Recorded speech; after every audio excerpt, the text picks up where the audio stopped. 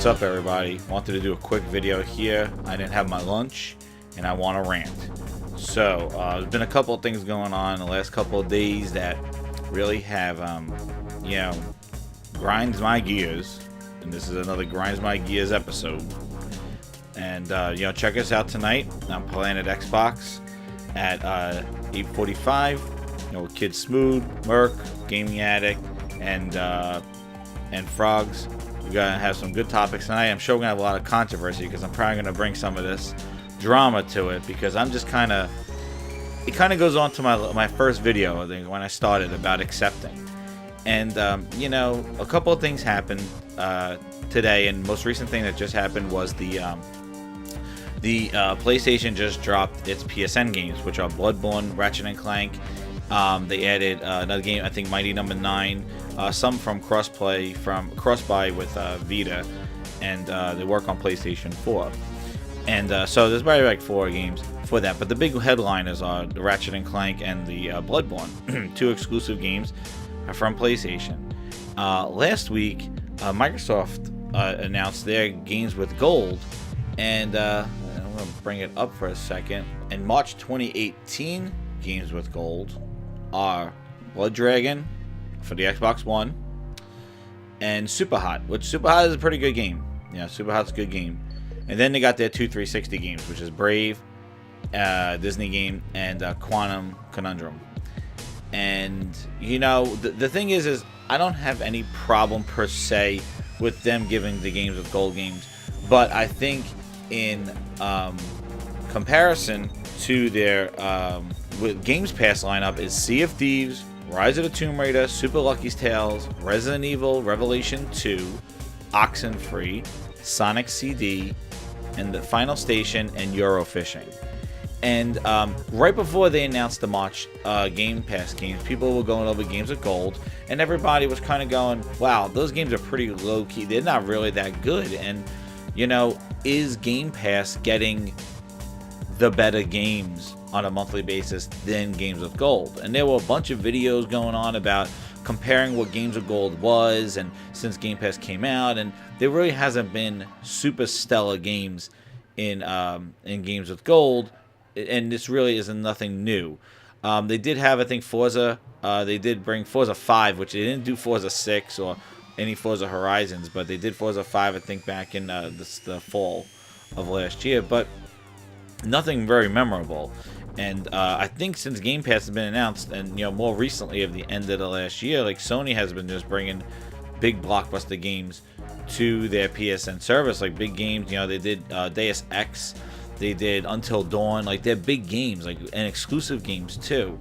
And the thing that I wanted to really rant about was that Microsoft is kind of shifting focus to the Game Pass and not having games with gold, which does make games with gold just seem that you're just paying Xbox Live subscription, and games with gold is really not really holding much of a value because you're not getting great games, and you kind of have to pay for 2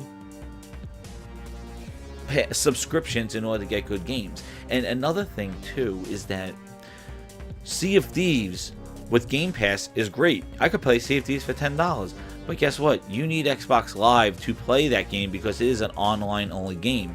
So therefore, you have to pay the $10 subscription for Game Pass, and then you're gonna subscribe to Xbox Live to play that game. So it's kind of manipulating the gamers to buying 2 passes, when I see Sony, what they're doing with their PSN is kind of giving the quality games in addition to their PSN service, hence adding more value to PSN, and Microsoft lessening the value of Xbox Live subscription. Nonetheless, we have the big elephant in the room of Xbox Live on PC is free. So you could go on Windows 10 and not have to pay for Sea of Thieves, and just download it on your computer that could run Sea of Thieves, and just play online for free with all your friends. You could do party chat via your computer or your Android or iPhone. So who is getting duped here? It is the Xbox console owner. I've said this a bunch of times before. It is the Xbox console owner who is preferred place to play is punishing them in not experience, and Microsoft is giving handouts to PC. And the Xbox console owner, the loyal fan base, are the ones that are getting screwed and manipulated.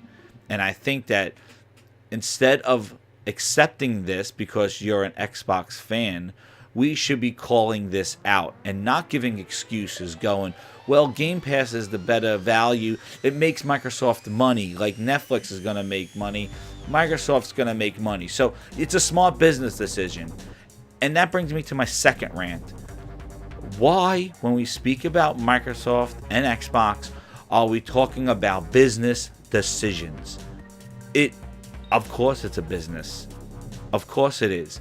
But when that spills into my gaming experience and what games I'm giving on a platform or provided to me, I don't want to hear, well, it's not a good business decision for them to do it, or it doesn't make money. You know, single player games don't make money like multiplayer games do, or games with microtransactions and cards. The big feature of Gears of War 4 was the card system. Yay. That is the problem.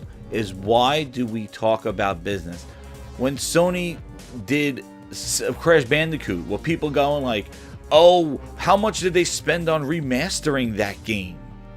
Oh, is it a good business decision? Or when they did Shadow of the Colossus, they worked on that game for 2 years. You want to know what Microsoft did? They cut their losses with Phantom Dust. They wanted more money to remake that game. And Microsoft said, let's cut our losses and shut down the studio. And the studio dissolved because Microsoft did not fund any more money. And what Microsoft gave us was a free Phantom Dust that was the same assets, everything that was on the Xbox One, the Xbox original. Because they said, quote, they wanted to cut their losses. Another business decision.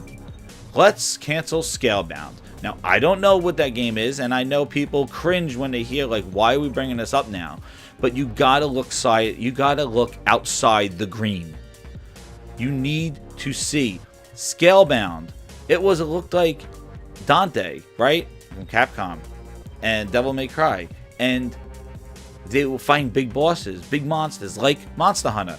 Look at the success. I see all the tweets on how Monster Hunter is such a success. Wow, Xbox, it's a fan that, you know, it sold so well. It outsold PUBG for the month. You know, it was the top selling game, Monster Hunter. Microsoft cut that game. Now, I don't know what it looked like, but I can tell you it looked like a Monster Hunter. And it shows that that audience does exist on Xbox. If you try and give them the games, and the games are good, the most important thing, the games are good or great, they will sell. It's simple as that. You put in what you get out. You put in shit, you get out shit. You put in cheap, you get out cheap. And that's what's going on. They're not investing. Another business decision. Single player games. We have an article from a year ago, and considering that this is the 1 year anniversary of Horizon, which was a 7.5 million sold in a year, and Phil Spencer's quote, the infamous quote, article interview from last year, where he stated about Zelda and games like Horizon just don't have the impact that they used to have as the multiplayer games. So had a lot to say in the beginning of the year. And then Shannon Loftus at the end of the year going like, it's a tough thing. It's a tough economics. You know, people want big budget blockbuster games, and graphics are very important to people. And to put that behind a long narrative driven game, what happens if it gets bad reviews? What happens if it doesn't do well? Well, those are problems. So you better make sure it's a damn good game. Because look at Horizon, a single player game that PlayStation took Microsoft's handbook. They put the game out in the spring or in the late winter and released an expansion DLC with it later on in the year that gave it a resurgence near the holiday. And now selling a complete edition with the DLC. They did the same thing with Uncharted 4. Now let's go to Microsoft. Did they do that with Halo 5? No. Did they do that with Gears of War 4? No. They did not. Why? Are we going cheap? You want people to go spend $500 on this pristine console of the X, but you're going to go cheap? What it is. And you're telling me that it's not impactful? Zelda won tons of awards. They just came from DICE and they were winning awards left and right. Horizon won awards. They don't take risks. Microsoft is not taking risks. They're not showing me that they are investing. And like I said last week, they are the backwards compatibility is a lazy dumping ground to hang on the nostalgia of what they used to be. That is what it is. It's what they used to be. Hey, remember Crackdown when we actually gave a crap about games? When we gave a crap about new IP? And we were smart. We knew that maybe it wasn't the game that it was going to be, but we threw in a Halo 3 beta with it. Game has benefited from that. So here's Crackdown again, guys. In all its original glory. Oh, but wait a second. It's Xbox One enhanced. Higher resolution. Same assets. Higher resolution. Let's add those 4 games that we announced yesterday, which I see people complaining about that wasn't big news, and media, nobody was running wild with that news. It was just like, because that's what it is. It's It's nice. And you want to know what? I'm not going to say it's bad. And I'm not going to say it's crap. I'm not going to fanboy on anything going like, it's a waste of time. No, it's excellent. It's excellent in a world where Microsoft is also providing new exclusive content and investing in games. But when that is lacking, and this is the only news that you keep bringing to the table is Xbox One enhanced, it is, you go, yeah, that's okay. But people want to tout it as like it is the most consumer friendly. Like Microsoft is throwing out free passes all over the place. It's not. I look at it as lazy. I look at it as it is the bare minimum that they can do. And what they're trying to do is tug on your heartstrings with nostalgia of what they used to be. If they really cared about the Crackdown franchise and the resurgence and Crackdown 3, we should have saw a year and a half to a game of redoing Crackdown 1. They should have done a Shadow of the Colossus, a Ratchet and Clank, a Gears of War Ultimate, a Halo 1 Anniversary redo to Crackdown to get people ready for Crackdown 3. Instead, they let the emulator do the work. They up the resolution, maybe do a little polish, anti-aliasing, all that other stuff, and then put it on Xbox One X and let the emulator do the work. Sure, it caused a little bit of like what they had to do for a little bit. Same thing with Fable Anniversary. Oh, that's it. Fable Anniversary enhanced. That's great. Maybe you want to redo that. They're not going to do those redos. And I'm telling you, come like I said last week too about Burnout. There's going to be a big comparison to how it plays on the Xbox One X, and it's not getting enhanced. You're going to have to go pay for that enhancement. And Microsoft is in a predicament because they, even if they took Crackdown and they took Fable and they done a remake to it, it shows that they are investing. By just porting the games to the emulator does not show, at least to me, that they are really serious about this stuff. And I said it before, how Satya, I think he's just like sits around a table and goes, Phil, tell us those games. How's games? Just like your mom will tell you to go play the Nintendo. But mom, it's a Genesis. Or Go play Nintendo. Leave me alone. That's how Satya is. He sits around that table, I'm sure, and it's like, Phil, what's games? What about games? Are we making money with games? Well, I'm going to put it on PC, and then there should be an audience over there, and I'll do oh, thanks. That's it. And it's not that they don't want to win. They're cowering. They are going to other places. He just had an interview, and he wanted to have games everywhere. Games everywhere. And that's another rant for another day. But I'll leave you as this. The problem they have with the games everywhere is that they're not dominant in any of those other areas. PC dominated by Steam. Consoles dominated by Sony and Nintendo. Phones, mobile strategy, dominated by Android and iPhone. And Microsoft is going to go walking around saying, hey, can we put our app on your platform? And people are going to be like, no. See, what Microsoft should have done is, it brings me full circle to my point, is that they should have invested in desirable, keyword, desirable, exclusive content, and then rolled out a Game Pass to make it worth a damn. Think about HBO going to shop around to put their app on there. They have Game of Thrones, man. Yo, get Game of Thrones on my platform. Roku's like, get over here. I want the HBO app. Are people going to be begging for the Xbox app when it comes time to be everywhere like Satya wants to be? Are people going to be saying that Sea of Thieves has to be here?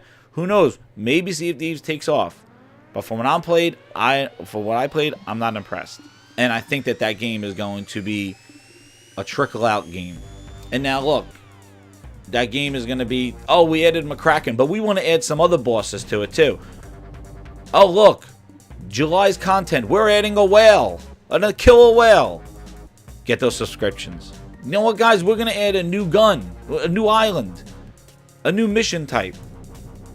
Those are our August updates. September updates. We added 6-player ships. November updates. We added Holiday Island. Come join us on Holiday Island for exclusive missions. And that's your Sea of Thieves game. It is going to be like that. They're going to have a rollout. They're going to have a plan. They're already planning microtransactions in 3 months. But that's a game as a service. And that's where Microsoft sees value. They don't see value in just making a good game. Because it's really hard to say this game is good when you don't know all the content and what's coming to it and all that stuff. And that's where Horizon and Zelda succeeded. They put out a good game front and center and added DLC later on to expand the world and have people. Nintendo did this, guys. Nintendo added DLC. They're adding DLC to Pokemon Tournament. Nintendo. We don't talk about the business of, hey, is Mario Tennis going to sell? Is that going to be something that Nintendo should be doing? Kirby. Does Kirby really need to have another game? Like, is it good business decision for Nintendo? We don't talk about that when it comes to those games. Nintendo doesn't bring that in an interview going, we were thinking about Kirby. I don't know. We don't really see the monetary drive for Kirby anymore. It's really all the Marios and Metroid we see and Link. Kirby just, I don't know, man. I don't know about Kirby, but, maybe it just doesn't have the impact that Kirby used to have. You don't see Nintendo doing those things. The business does not decide on what games we play. We don't get exposed to that, and we should not use it as an excuse to why Microsoft makes decisions that don't benefit us. We should not accept it. And that's where I'll leave it off at. Check me out, Jez7780 on Twitter. Hit me up over there. And thanks again for listening, and talk to you soon.